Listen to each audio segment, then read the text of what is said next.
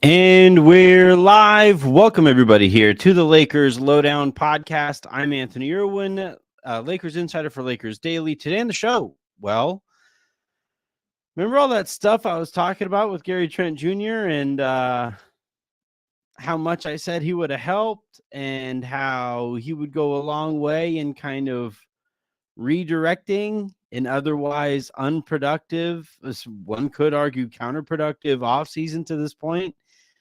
And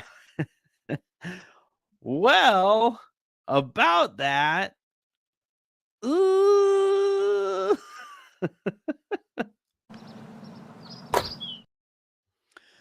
Today we are going to be talking about Gary Trent Jr. and why he is now a Milwaukee Buck and not a Los Angeles Laker, and why the Lakers have kind of struggled in the free agent market this summer, and maybe in general. We're going to talk a little bit about what this means here for this Lakers offseason and where they kind of go from here. And then we will talk about a couple additions to the Lakers training staff, one being Bob Byer, who I announced, or reported a couple weeks ago. That one has now been confirmed. So big shouts to you guys who believe me on that one. And then they also added Lindsey Harding to the coaching staff, who was the G League Coach of the Year in the Sacramento Kings organization. It's cool. Like, Lindsey Harding is now the second woman ever to be on the Lakers staff, and it's nice to see the Lakers make a little bit of progress there, especially after we criticized them for not even considering a woman as a head coach candidate.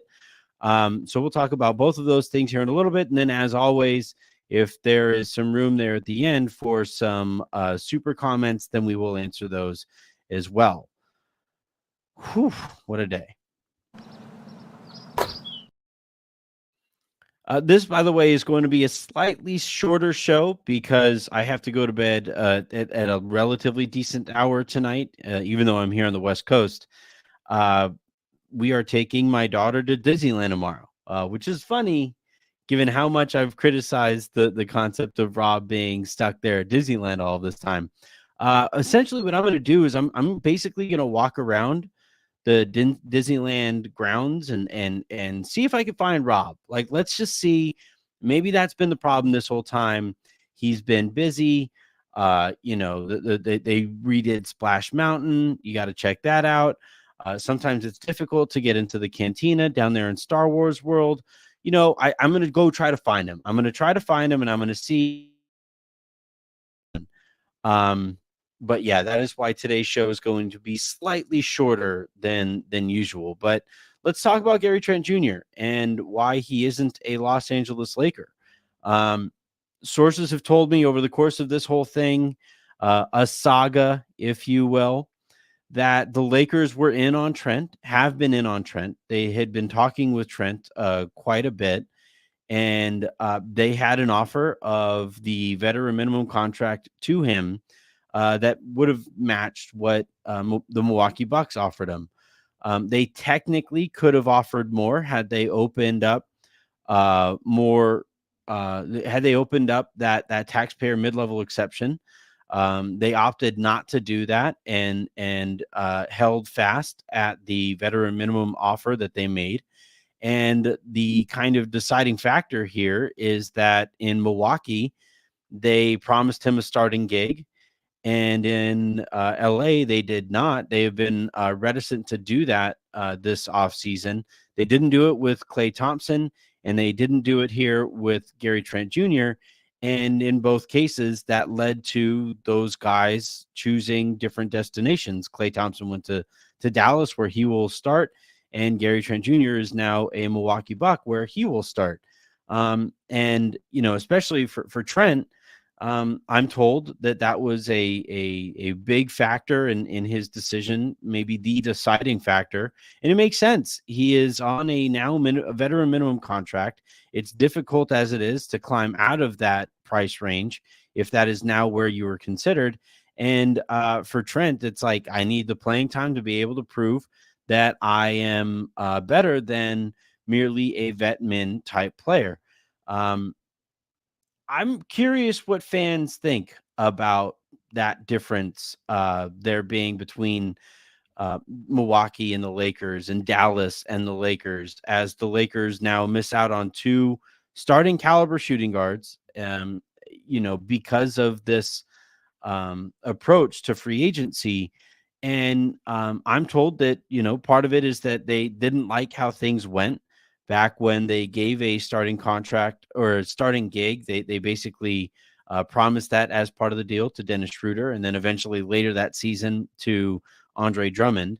That kind of messed with the culture of the team, and didn't like how that went and have been reluctant to do that. And then on top of that, I'm told that part of the factor in not wanting to promise starting gigs is they don't want to hinder what JJ Redick is going to be able to do. And if you promise a bunch of starting gigs, that kind of cuts the legs out from under your rookie coach.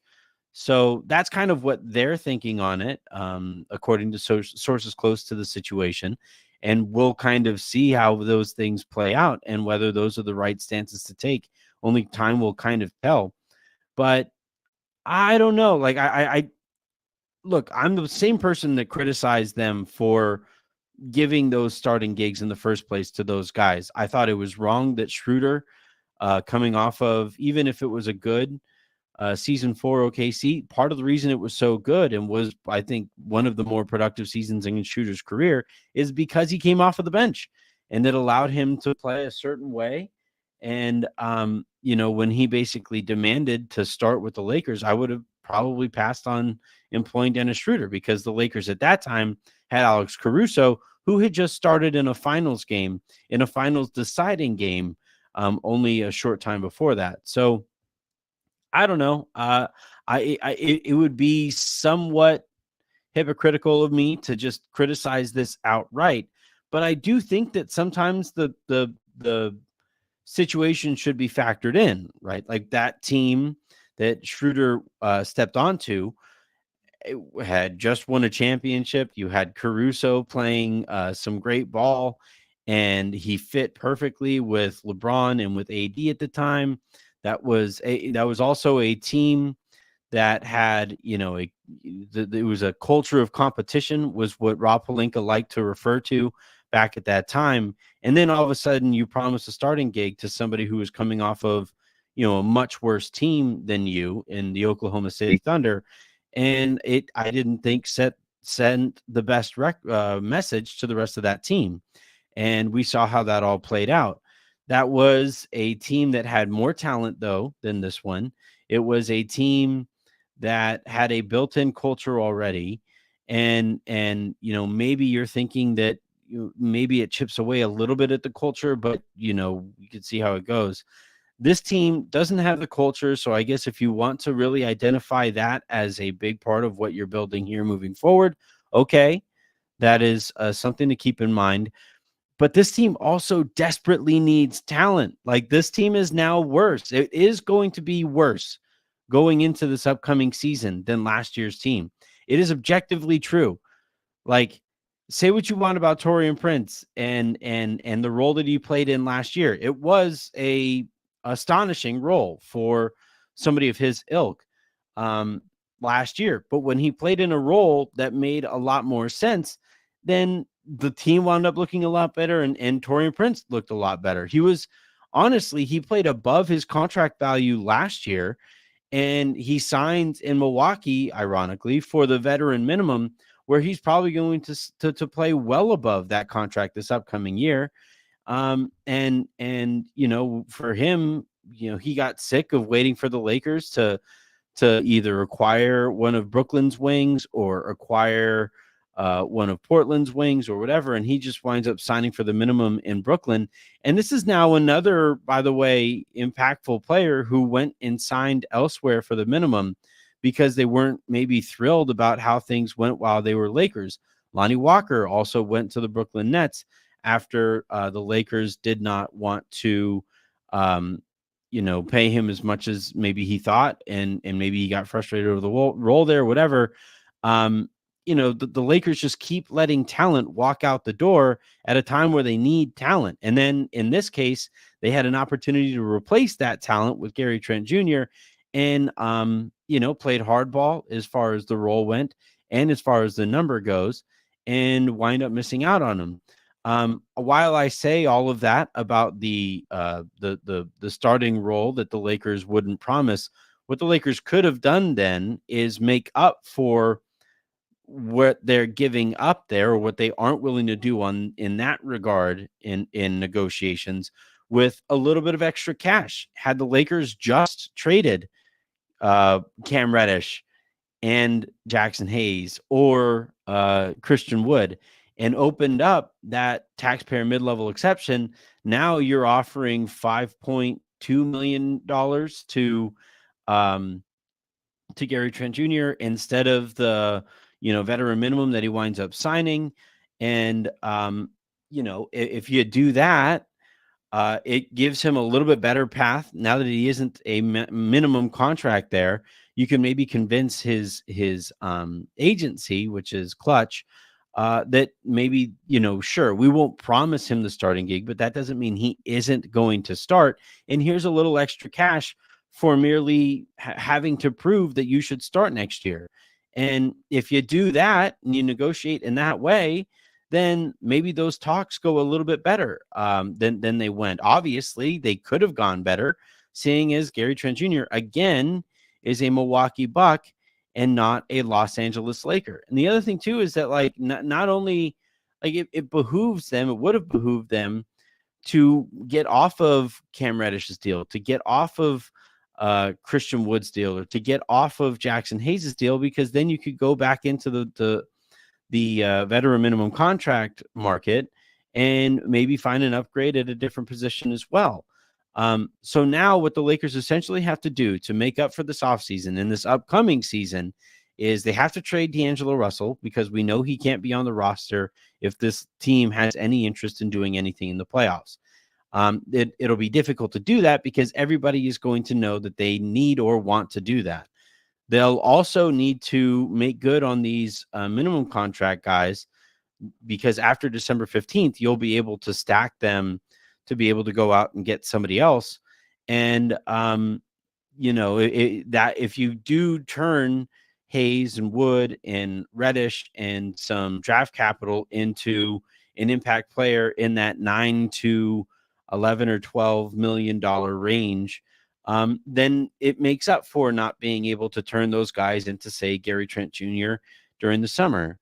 And we'll see what that market kind of looks like. But, again, this is just another example of the Lakers just kind of ignoring the margins and not doing anything simply because they weren't able to do anything with, at the top of the roster with their, contract and draft assets. And I don't know, man. I find it really difficult to respect an organization or a front office that continually ignores margins. Let's put it this way. This idea, and I said it yesterday, and I'm going to keep saying it because it bears repeating. But the Lakers right now on their roster, you look at the back end of the roster, and I know people are going to say, like, well, this is how most back ends of the roster look. No, they aren't normally this bad, because this is really, really bad. Jalen Hood-Schifino is on an NBA contract and is seen as contractually an NBA player. He's at the back end of this deal. He isn't currently an NBA player, and they won't play him in the summer league because they're afraid that everybody's going to find out once again that he isn't an NBA player. You could say he's rehabbing. He's practicing with the team. Like, this idea that, like, he's going through practices and like, stop. Like, nobody believes this. So you have Jalen Hood-Schifino. You have Maxwell Lewis, who also not an NBA player right now. He's another guy who's a year away from being a year away in an organization that doesn't know how to develop guys. So there's 2 roster spots in a 15-man roster that are dedicated or taken up by non-NBA players. You have Bronny James, who, again, like, we're allowed to say this. I agree with Jaylen Brown. He's not a pro right now. He's not an NBA player right now. He is contractually, however, he takes up a roster spot. And that means you have 3 guys at the end of the roster who are not currently NBA players and probably will not help you this season. Then you go another spot up. You have Cam Reddish, who is fighting for his NBA life. And, at times last year, played decent enough defense that Darvin Ham considered him a must play type of player over the course of the year, which was a mistake. And it was a mistake because he's barely an NBA player. So there's 4 roster spots that are dedicated to either definitely not NBA players or borderline NBA players. And then from there, you also have like Jackson Hayes, who like looks good some nights, but then looks really, really bad other nights. You have Christian Wood, who is fighting for his NBA life. And that's 6 guys that are all like not NBA players. Those are the margins. And the Lakers had an opportunity to turn at least a couple or a few of those guys into Gary Trent Jr., who is a starting caliber. He's probably a low-end starting caliber, but he's a starting caliber shooting guard in the NBA. I think the stat that I saw today was that he's one of like 4 players to have 300 steals and 300 threes in the last few years. That's pretty damn elite. Those are important skill sets. And by the way, skill sets that the Lakers need. And you're buying low on a 25-year-old shooting guard who is definitely talented enough to impact basketball. He's just been stuck in Toronto while Masai Ujiri has been twiddling his thumbs in the way that we criticize Rob Pelinka for. So, like, and like if you move a couple of those guys, you get you get Gary Trent Jr. because you could sign him at the mid-level exception, and that makes up for not giving him the starting gig. Or if you move a couple of those guys, it hurts that much less to have Bronny James on your NBA roster while he isn't currently an NBA player. So like you keep on screwing up all of these margins. And this is the thing that like I talked to several agents over the course of this last weekend, some of whom either represent currently or represent former Lakers, right? And their frustration with the way that the Lakers do things is there's just no creativity. If there isn't like a straight line path to what the Lakers are looking to do, they just do not do it. They ignore it altogether, whether it's because of understanding of the CBA, whether it's because of reluctance to pull the trigger on stuff because of the way that they were bit by the Russell Westbrook thing, like whatever reason you want to find, the Lakers always find themselves paralyzed by what they're analyzing. And it's just tough to watch. It's tough to watch as they are getting lapped by their competition. And it's tough to watch as that the people who are being lapped by their competition are never going to face any accountability because he was Kobe's agent. It's like these things are crazy to say out loud. It's insane to me that I have to say out loud when people ask me, well, shoot, like if he isn't good at his job, when are they going to like realize it? When are they going to actually like hold him accountable for not being good at his job? It's a great question, man. That's a great question that I don't have an answer for because the answer is he probably won't because he's seen as an extension of Kobe in an organization that just absolutely fears moving on from Kobe Bryant. Like I look, everybody, we all were devastated when Kobe passed away. All of us. That was a terrible, terrible day in Lakers history. I will never forget calling Pete and asking him, hey, man, because at the time he and I were doing Locked On Lakers together. And I told him, I was like, hey, man, like it or not, we are an important voice to a fan base that is in mourning right now. What do you think about doing a show? And he said he wasn't able to do it. He was that distraught over Kobe passing away. And I'm not judging him. I'm not judging anybody for how they mourn. And I said, nope, no worries, man. Like we'll talk after, we'll reminisce together after. let me handle this show. And I felt that our listener base at that time needed to hear from us on that day, because I think of mourning as a collective exercise, and I'll never ever forget it. And it's left this gap in our hearts that probably will never be filled, to be completely honest, especially given the way that he passed. And hell, like, his career itself was this spectacular, smoldering, fireball that soared through the heavens. It was just like, it was this incredible thing to watch.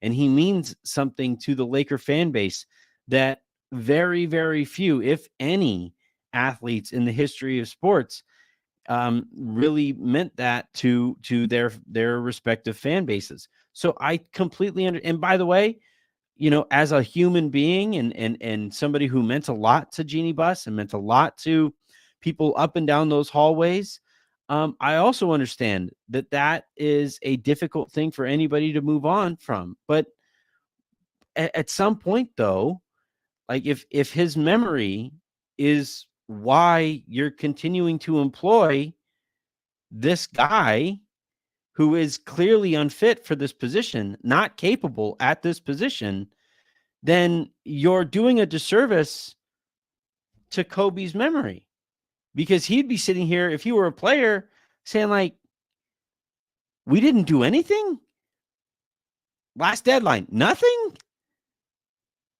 Like, if you were playing at the level that LeBron is playing at and the Lakers weren't doing anything for him, you bet your ass Kobe would be like, nothing? I'm holding up my end of the bargain. Where y'all at? And then to go through that at the deadline and then see it happen and take place all over again here in this offseason, he'd be saying the same thing. Nothing? We actually got worse, because they did. Like, again, Taurean Prince was a fine role player last year. They let him walk for nothing. And they're hoping that Max Christie is able to step into those shoes. Maybe. But based on the Lakers' ability to develop guys to this point, I'm a little nervous. They're hoping that Dalton Knecht can step into that role or to part of that role. Maybe. You seen him on defense? Taurean played okay defense last year when he was, like, given a realistic expectation on defense. Like, the Lakers lost that guy who was a role player on a team that made the playoffs, didn't replace him, and now we're probably going to head into this next season with the same roster minus that guy. And again, I know he was a joke, but, like, he became a joke. But that's all because of the coach. And people are saying, like, well, JJ is gonna be better than Darvin Ham. Maybe, but he's never coached before. Can you say that? Like, can you say that with real confidence? And if you're gonna say that, is it just completely because Darvin was that bad? Okay, I guess I'm there with you. Maybe, hopefully. And this, like, coaching staff that's like all inspiring to you. That inspires confidence in you, because it doesn't to me.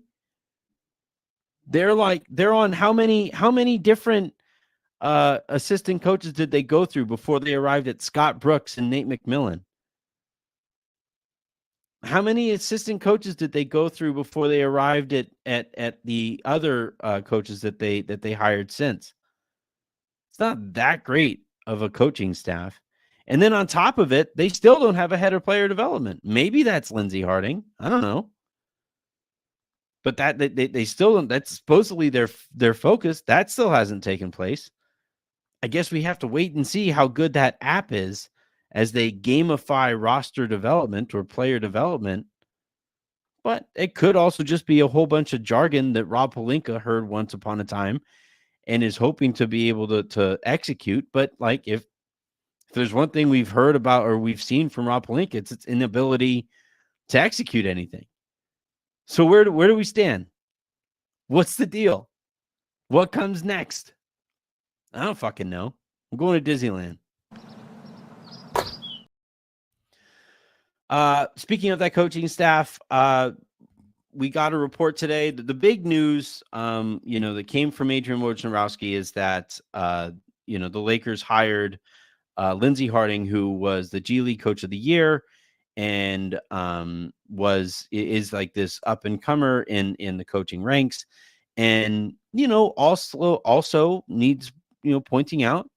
It's great to see the Lakers employ a female coach. I think that's great, and I'm excited to see what she offers to a coaching staff that needs people who offer stuff to the coaching staff. The other guy that I think went a little under the radar today because of Harding's hiring was Bob Byer, and now that I'm kind of saying it out loud, solid trick there from Woj to highlight Harding over here. We'll just slip Byer over there, who's been done now for weeks. But Byer, as I said before, was an assistant coach in Orlando when JJ Redick was there, and then was an assistant coach in New Orleans when JJ played there as well. And he is somebody who JJ picked out specifically. I'm told Harding also is a JJ Redick hiring. They were friends, legit friends at Duke, and all of that stuff as well. So as things kind of stand, Scott Brooks, Nate McMillan, those were Kurt Rambis hires. Greg St. Jean, also a Kurt Rambis hire. Bob Byer and Lindsey Harding, more JJ Redick hires, and then so on and so forth from there. So we'll see what they're able to do. They're going to have their work cut out for them because they are going to be coaching again a roster that is that we knew was insufficient heading into the summer, and is still insufficient going into next year. All right. Let's go with, look, it's nice to see Rob Pelinka in the chat. He says, you guys don't need any trades. Stop being ungrateful. Cool. All right. So the first one here, we got a super comment, which means I get to do this. That super comment comes from Justin Tyndall, who writes, I will always love this franchise, but have never felt more embarrassed by Jeannie and Rob. They may as well be Jeff Bridges and Jim Carrey in Dumb and Dumber. I don't think that was Jeff Bridges. That was Jeff Daniels, which is funny. It is a funny, I hope that was on purpose, because that would be actually funny if that was done on purpose to make fun of how dumb the Lakers have been. Embarrassed by the Lakers. Well, here's the thing. Here's where I think I stand as a fan. If I was just to take a step back and just be a fan here and try to kind of sum up the Jeannie and Rob experience, and it's again, it goes back to the complete lack of productivity on the margins, and how the Lakers have essentially just ignored that aspect of all of this, where they hired Magic Johnson and they hired Rob Pelinka, and those were Jeannie Buss's first two moves. Before she called Rob Pelinka, she called Kobe Bryant, and he would have been essentially in Rob's place in some fashion. And Kobe told her that he didn't think that was a good idea. He didn't have the bandwidth to be great in that position, in the way that at the standard that he held himself to. And he said, but here's Rob. I trusted this guy with my career, and he's a very close friend, and you have a relationship with him too. Try him out. And the idea there was going to be that Magic Johnson would take care of the macro things, right? Pitching to LeBron James and pitching to superstars and all of that stuff.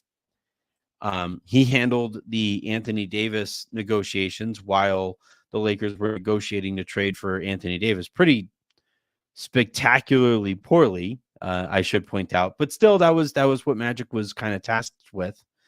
And then Rob Pelinka was going to handle more of the day-to-day and the minutia that can kind of fall through the tracks when you have somebody who's more focused on the macro stuff. And then, like I said, or as we all know, right, Magic Johnson felt betrayed by people in the organization, essentially said that Rob Pelinka would, stabbed him in the back. and exited the franchise in pretty embarrassing fashion. And at the very least, what Jeannie should have done there was, okay, Rob gets elevated to Magic's job. Let's bring in somebody to replace Rob and handle the day-to-day, the minutia that you need handled in any front office. And that was literally her ignoring the margins, because the margins were supposed to be where Rob functioned. And then when he wasn't there to manage those margins, because he was focused on more macro stuff, that's how you've seen so many things fall through the cracks ever since. And that has basically set a repeating I don't know, set of circumstances that we just keep on seeing over and over and over again, so long as Jeannie continues to refuse, or Rob continues to refuse to want somebody else in that GM spot. And there just aren't there are no other vice president of basketball operations and GMs in the NBA. And the idea that the Lakers are just going to make that work because they're the Lakers, like, we've seen what that looks like. And, the how things have played out on the roster makes a whole bunch of sense, right? It's pretty consistent with that approach where, all right, we got the two big guys. We got Anthony Davis, we got LeBron James, and they're going to carry us. And it's like, wait, we have to have three other people on the court with them? Wait, like at all times? How do people do this? And then it's like, wait, we have to have guys play. Like, we need more than three other guys to play. Wow, this is crazy. And so you get the big superstar talent up at the top of the roster, but in those margins, you've seen guys either get over evaluated in the case of Taylor Horton Tucker, or maybe also potentially in Max Christie, because I was asking around and nobody else was offering Max Christie anywhere near the $8 million per year that the Lakers gave him. They completely overpaid him. Or they undervalued guys, right? Alex Caruso walks for nothing. Taurean Prince walks for nothing. Lonnie Walker walks for nothing. And, Brooke Lopez walks for nothing, and was so angry at the way things went out. By the time that summer rolled around, he was making it known behind closed doors. Fuck those people. He hated Luke Walton, did not like how that went, and wasn't impressed by the way the Lakers were run, and has since won a championship in Milwaukee as the perfect type of center that the Lakers have been missing ever since. And you just, when you continue to ignore the margins in the way that the Lakers do, it puts all the more pressure on you to execute the bigger deals. And if you also can't do that, that's where I continue to ask, Rob, what is it exactly that you do here? We're all hoping to find out one day. The next question here comes from Vinny Jaj, who writes, do you think the Lakers can make a move in the coming weeks or after Summer League? Personally, let's make him president and hire Bob Myers. Anything the Lakers can the Lakers maybe get Lonnie or something? I mean, they can, like, those things can be done. It's a matter of will they? And essentially, like, the way that I've had it phrased to me a few times over is that this appears to probably be the roster heading into next year. And the Lakers are hoping that, in time, people will kind of forget the disappointment from this offseason, talk themselves to this roster all over again, and let him off the hook for not being able to do anything for two transaction windows here. And I've already started to see it, right? I've already started to see in my mentions and in the comments here, well, what if Gabe Vincent is healthy this year? They didn't get anything from him last year. Ooh, what if they get something from Jared Vanderbilt this year? What if maybe he'll even get better on offense too? And if you get anything from those guys, that's essentially like offseason acquisitions, right? Because you didn't get anything from him last year. Ooh, and then what if JJ Redick just plays his best players from the beginning of the season? And maybe, just maybe, that'll be how this team gets better. Maybe. But if you're gambling that all of those things have to go right for the Lakers to get better compared to last year. And by the way, all of those things would have to go spectacularly right. Sorry, that was a Freudian slip. I was thinking about the Lakers front office. They would have to go spectacularly right, in order for the Lakers to get to improve enough to actually get better in the grand scheme of the Western Conference and in the grand scheme of the league. All of those, if any of those things don't quite pan out, the Lakers are screwed. There are no options. There are no other options right now, given their stances on the way that they've held these negotiations to fix those things. And by the way, if any of those things go wrong, that means the Lakers have that much less leverage when it comes time to have those negotiations, to maybe trade D'Angelo Russell, to maybe trade those stacked veteran minimum contracts, to trade maybe Jared Vanderbilt or whomever. If anything goes wrong and the Lakers now are even more desperate than they were this offseason, those teams are going to take advantage of it, and those prices are going to go up. This is just basic market math. And I feel like a crazy person because the team that I analyze, and frankly, the team that I've always loved, doesn't seem to get it. All right. Lakers Sean writes, and we have a couple more of these. So Lakers Sean reports the Lakers' patience means Rob is kicking the can down the road to the trade deadline, slow start, overworked LeBron, and no leverage at the deadline. Exactly. That's exactly the point that I just made.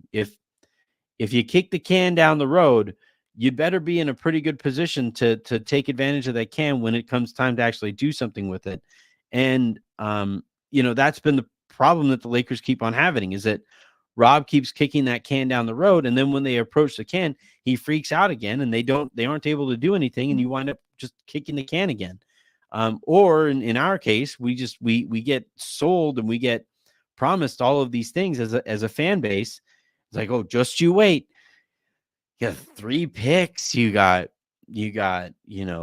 young talent. You got expiring contracts. Like just wait till we see what we're able to do in this upcoming summer. At the end of the summer, well, just wait. Gabe Vincent, remember him? I do. I really do. And there were concerns about him even before he wasn't able to play because of a bruise. I remember.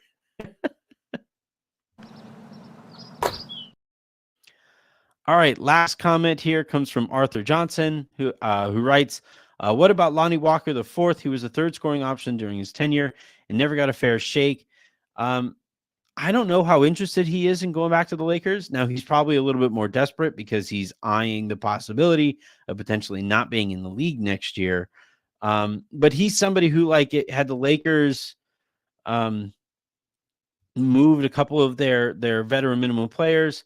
Maybe you also bring in Lonnie Walker. The problem is they are pretty set at his position, to where he isn't better than Austin Reeves. He isn't better than D'Angelo Russell. He's probably not better than Gabe Vincent. I will see if he's better. We'll see if Max Christie is better than he is.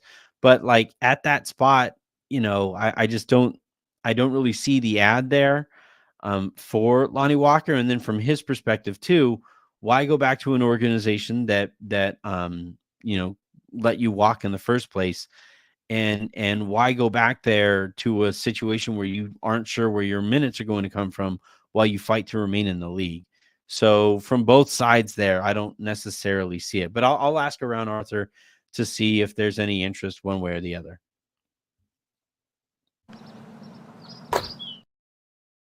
And on that note, I'm going to go ahead and end this one here. So thank you, everybody. Oh, nope, I'm not going to end it here. We got one more super comment. Justin Tyndall writes, genius worse than Rob for me.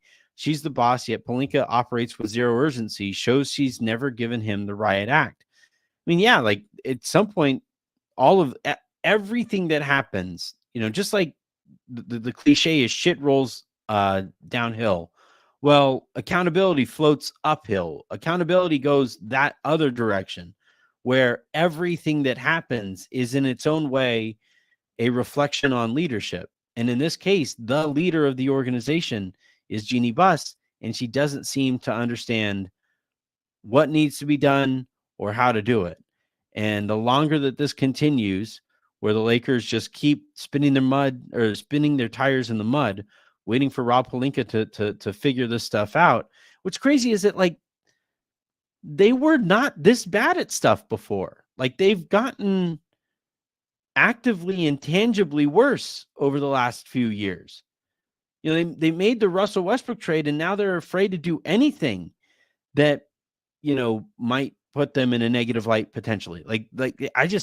It's crazy to watch them completely unravel after winning a championship. They won a championship, and like every step that they've taken is like this crazy step backwards. Or if they do take a step forward and win a couple rounds in the playoffs, they don't seem to understand what made that run special either. I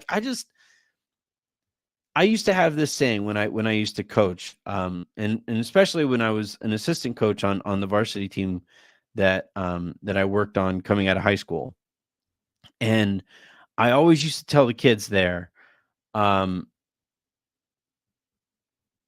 build on success, handle success, right?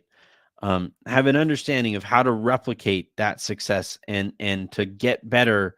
Like everybody always says, you know, you learn the most from losses, right? Darvin Ham used to say, you know, it's nothing but wisdom and lessons, right? And that's fine. It's fine to say, but what marks greatness is an ability to learn despite success.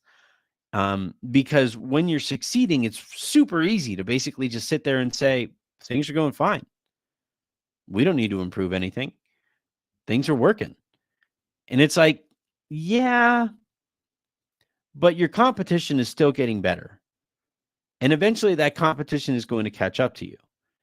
And the problem that the Lakers have had is that, like, their competition, after they won the championship, passed them and is now lapping them. And they're sitting here still holding on to that 2020 championship as if it makes all of this okay.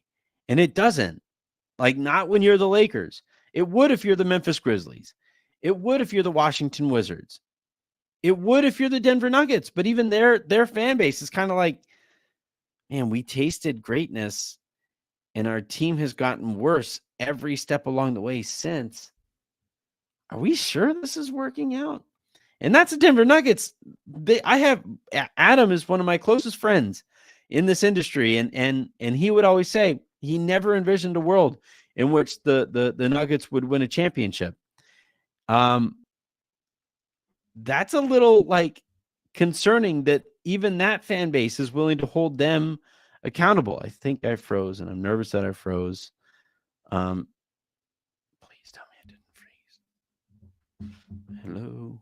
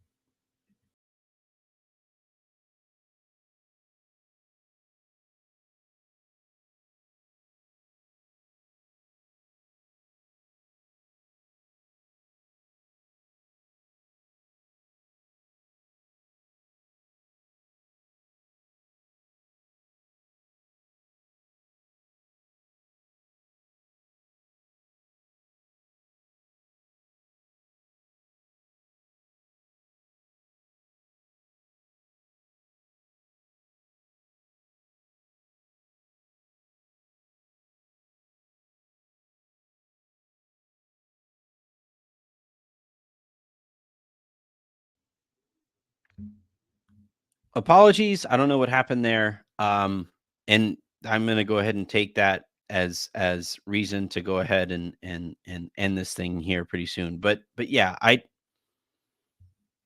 don't know, man.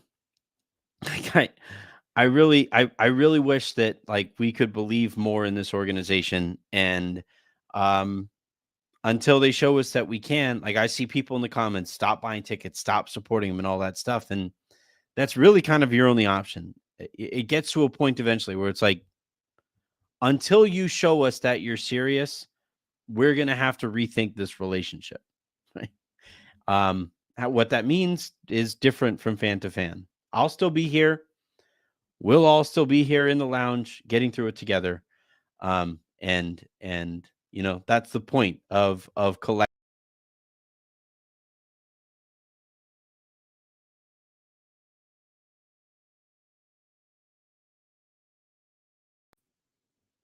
This is going great. I'm going to call it. Have a good one, everybody. Good Lord.